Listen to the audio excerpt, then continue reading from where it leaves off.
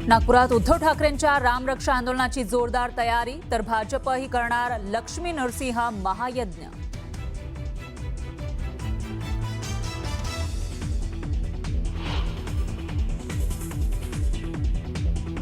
मुलगा मुलगी पसंत नसेल तर त्यांनी नाही म्हणून सांगावं स्पष्ट. कुणाच्या मुलाचा असं हत्या करू नये. सिया संस्कारी होती अशी माहिती दिली म्हणूनच लग्न ठरवलं. लग्न जुळवणारे सुद्धा तितकेच जबाबदार. केतन अग्रवालच्या वडिलांना अश्रू अनावर.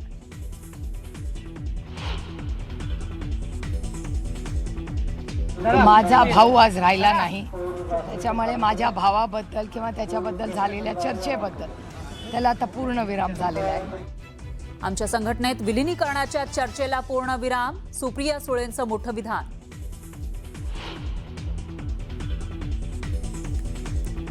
सुप्रिया सुळेंनी घेतली सोनम वांगचूक यांची भेट. 20 जुलैला वांगचूक यांच्या आंदोलनात सुप्रिया सुळे होणार सहभागी.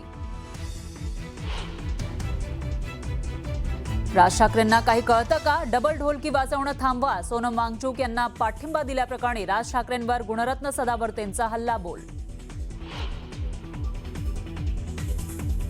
चेंबूरमध्ये झाड कोसळून मृत्यू पावलेल्या विहान श्रीवास्तवच्या कुटुंबाची किशोरी पेडणेकरांनी घेतली भेट.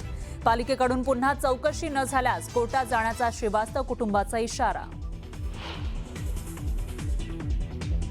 नाशिककरांना खड्ड्यात घालणाऱ्या ठेकेदारांना स्टार रेट देण्याचा निर्णय मागे. महापालिकेच्या महासभेत सत्ताधाऱ्यांसह विरोधकांकडून जोरदार विरोध. न्यूज 18 मराठीच्या बातमीनं नाशिककरांचे कोट्यावधी रुपये वाचले.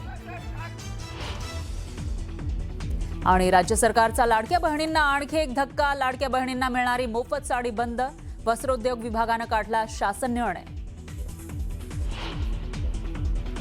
सध्या राज्याचं राजकारण हे जयंत पाटलांच्या भोवती फिरत असल्याचं दिसतंय. शरद पवारांच्या राष्ट्रवादीचे नेते जयंत पाटील यांनी 2 दिवसांपूर्वी मुख्यमंत्री देवेंद्र फडणवीसांची भेट घेतली. या भेटीनंतर राजकीय वर्तुळात चर्चांना उधाण आलंय. त्यानंतर राष्ट्रवादी काँग्रेस, अजित पवार पक्षातही बऱ्याच घडामोडी घडल्यात. बुधवारी जयंत पाटलांनी सुनील तटकरे, प्रफुल्ल पटलांची भेट घेतली, तर त्याच दिवशी मध्यरात्री उशिरा खासदार पार्थ पवारांनी मुख्यमंत्री देवेंद्र फडणवीसांचीही भेट घेतली आहे. त्याच्या दुसऱ्याच दिवशी गुरुवारी उपमुख्यमंत्री सुनेत्रा पवारांनी पक्षातील नेत्यांची तातडीची बैठक घेतली. जयंत पाटलांच्या भेटीगाठींचा सिलसिलाही गुरुवारपर्यंत सुरूच होता. गुरुवारी रात्री उशिरा जयंत पाटलांनी उपमुख्यमंत्री एकनाथ शिंदे आणि जितेंद्र आव्हाडांसोबत बैठक घेतली आहे.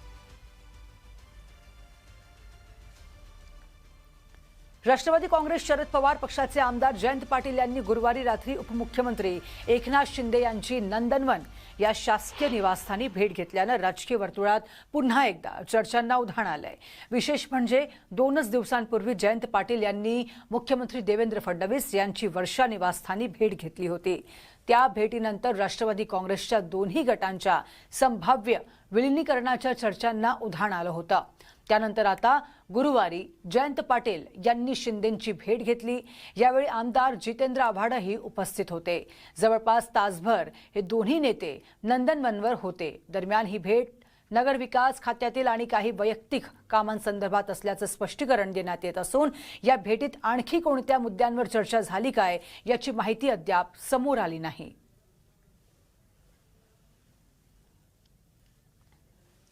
तर जयंत पाटलांचे स्पष्टीकरण जाणून घेणार आहोत. नेमकं ग्राफिकच्या माध्यमातून काय ते बोललेत.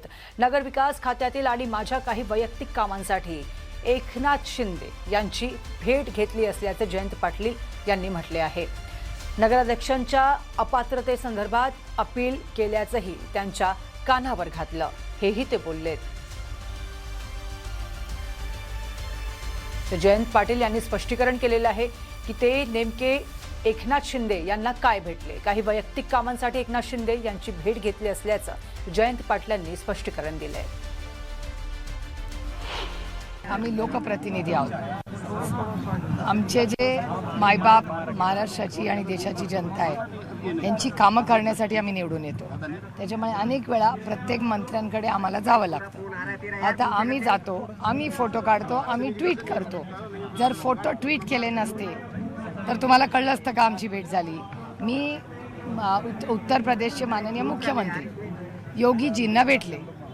त्याच्यात काय गैर सशक्त लोकशाहीमध्ये मला खरं सांगा, मंत्री काय गुन्हेगार आहेत का की आम्ही त्यांना भेटू शकत नाही? हे कमाल आहे. त्या भेटीचा अर्थ लगेच वेगळ्या पद्धतीने करण्याचा कोणी प्रयत्न करू नये. असा कुठल्याही प्रकारचा प्रस्ताव, असा कुठल्याही प्रकारची चर्चा, मी अध्यक्ष आहेत, आदरणीय पवारसाहेब आहेत, सुप्रियाताई आहे, जयंत पाटील, आम्ही आमच्याकडे कुठल्याही प्रकारचा कोणत्याही पक्षाचा NDAमध्ये सामील व्हा, एकीकरण करा, विलिनीकरण करा, अशा प्रकारचा कुठलाही प्रस्ताव आमच्याकडे आलेला नाही. देखो अभी कल ये लोग जिसका आपने नाम लिया और रामदास आठवले जी को मिलेंगे तो आप क्या कहेंगे? वो आठवले जी के पार्टी में जा रहे हैं। इस महाराष्ट्र में और देश में इतनी पॉलिटिकल पार्टियां बन गई है, कोई ना कोई किसी से मिलते जुलते रहते हैं ना। उसका मतलब ये है कि गए पार्टी में आए पार्टी में, जयंतराव पाटिल हो या जितेंद्र आवाड हो, वो सभी पार्टी के नेताओं से मिलते जुलते रहते हैं, फ्री बर्ड्स है, मिलने दो। मी जर उद्या मुख्यमंत्र्यांना भेटून आलो माझ्या मतदारसंघातल्या कामासाठी, तर त्याचा अर्थ असा काय की मी भाजपमध्ये चाललो? मी जर शिंदेना भेटून आलो, त्याचा अर्थ असा काढायचा काय? सरकारमध्ये बसलेल्या व्यक्तींच्याकडे, मंत्र्यांच्याकडे, उपमुख्यमंत्र्यांकडे काम असतात, कोणी त्या कामासाठी मिळत असतो. आता त्याच्यावर ते सगळे कॅमेरे लावून आम्हाला जर त्याच्यामध्ये दाखवलं आणि मधामध्ये माझीच बदनामी केली, मी शिंदेमध्ये चाललोय.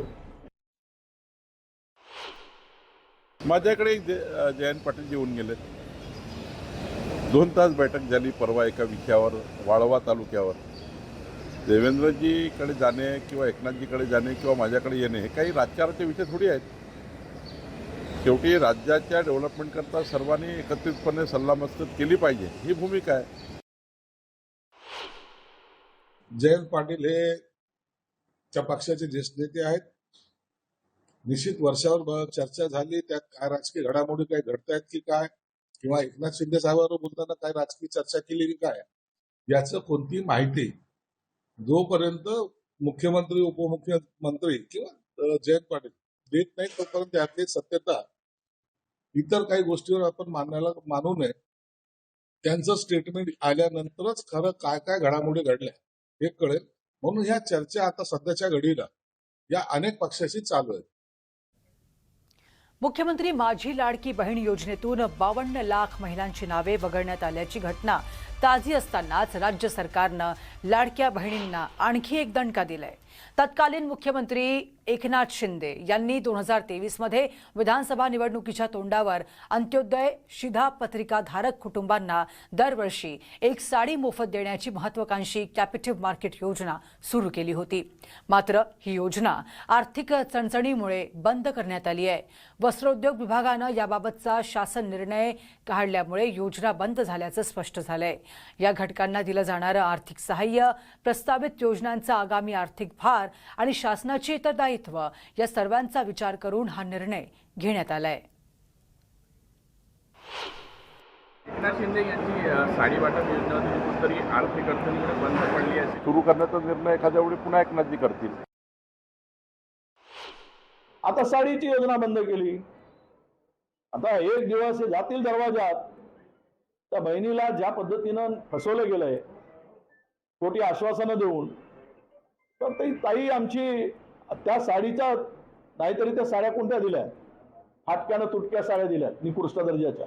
एक धुतल्याबरोबर एकदा धुणं झालं की ती साडी कधी त्या बहिणीनं नेसली नाही ती, म्हणून तिचा फास करून यांना आवडेल ती ज्यावेळेस मतासाठी दरवाजात जातील त्यावेळेस.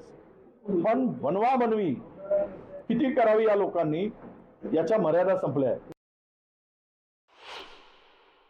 लाडक्या बहिणीला तुमची महत्वाकांक्षी योजना होती, अनेक लोक गाळले आणि आता त्यात एक साडी देण्यात येत होती म्हणतात, तो पण बंद केला. वस्त्रोद्योग विभागानं त्याबाबत शासन निर्णय काढला. याबद्दलची काही माहिती माझ्याकडे तरी नाहीये. त्या खात्याच्या संदर्भात काय काय निर्णय झाले ते त्यांना चौकशी करून मी नंतर सांगितलं.